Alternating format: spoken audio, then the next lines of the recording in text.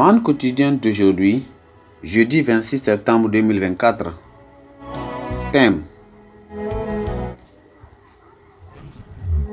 une nouvelle créature dans un monde ancien. Une nouvelle créature dans un monde ancien. Texte de lecture, Galates chapitre 6, le verset 12 à 18. Galates chapitre 6, le verset 12 à 18. Lisons la Bible ensemble. Verset 12 à 18. Tous ceux qui veulent se rendre agréables selon la chair vous contraignent à vous faire circoncire uniquement afin de n'être pas persécutés pour la croix de Christ. Car les circoncis eux-mêmes n'observent point la loi, mais ils veulent que vous soyez circoncis pour se glorifier dans votre chair. Pour ce qui me concerne, loin de moi la pensée de me glorifier d'autre chose que de la croix de notre Seigneur Jésus-Christ, par qui le monde est crucifié pour moi, comme je le suis pour le monde. Car ce n'est rien que d'être circoncis ou incirconcis, que ce qui est quelque chose est d'être une nouvelle créature.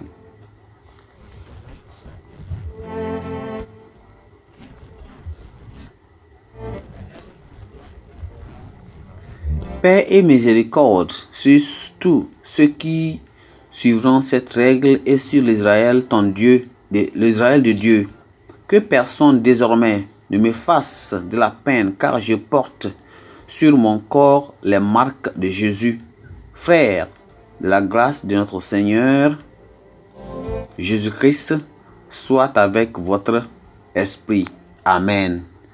Le verset clé, c'est le verset 15 qui dit: car ce n'est rien que d'être circoncis ou incirconcis. Ce qui est quelque chose, c'est d'être une nouvelle créature. Amen. Souvenez-vous que nous parlons de quoi? Une nouvelle créature dans un monde ancien.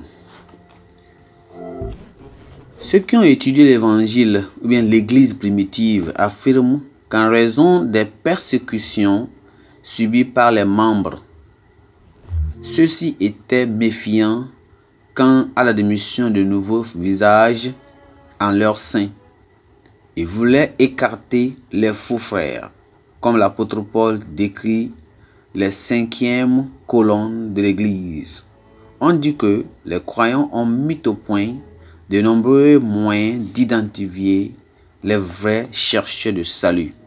L'un d'entre eux consistait à demander aux nouveaux disciples de dessiner l'image d'un poisson sur le sol sablonneux. Il s'agissait d'un contact sans parole qui transmettait le message indubitable que les disciples de Jésus étaient des pécheurs d'hommes. Cependant, Paul se référait plutôt à la marque d'identification la plus fiable d'un chrétien. Il dit qu'une telle personne doit être une nouvelle créature. Elle doit porter dans son corps les marques du Seigneur Jésus. Elle ne doit pas être guidée par l'adhésion aux principes de l'ancienne alliance. Et Paul ajoute, car ce n'est rien que d'être circoncis ou incirconcis. Ce qui est quelque chose, c'est d'être une nouvelle créature. Naître de nouveau signifie simplement devenir une nouvelle personnalité qui s'est complètement débarrassée de tout le mal lié à son ancienne personnalité. Il possède désormais un nouveau statut d'enfant de Dieu, une nouvelle créature. Mais au défi par ceux avec qui ils ont violé les lois du ciel dans le passé, leur discours, leur langage corporel et leur conduite doivent refléter Christ, le Sauveur. Le croyant est dans le monde pour offrir à ceux qui sont découragés un nouveau souffle d'espoir, non seulement par la prédication, mais aussi par le style de vie de la sainteté, de la transparence, de la patience, de l'hospitalité et de la tendresse envers les autres vertus. La plus grande joie du Seigneur, pendant qu'il prépare sa seconde venue, sera de trouver un monde saturé du message de l'Évangile et s'attend à ce que les croyants, en tant que nouvelles créatures, se reproduisent en amenant plus d'âmes dans le royaume de Dieu. C'est la seule raison pour laquelle les croyants restent encore sur terre après être nés de nouveau. Prêcher l'évangile et gagner les âmes est aussi le seul moyen d'accomplir la prophétie selon laquelle la terre sera remplie de la connaissance de la gloire de l'Éternel, comme le fond de la mer par les eaux qui le couvrent. Amen. Pensée du jour. La véritable marque d'un chrétien est sa vie transformée.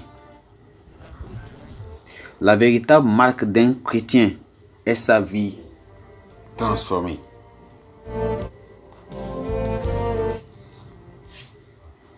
La Bible en un nom. Marc chapitre 1 à 5. Marc chapitre 1 à 5. Amen.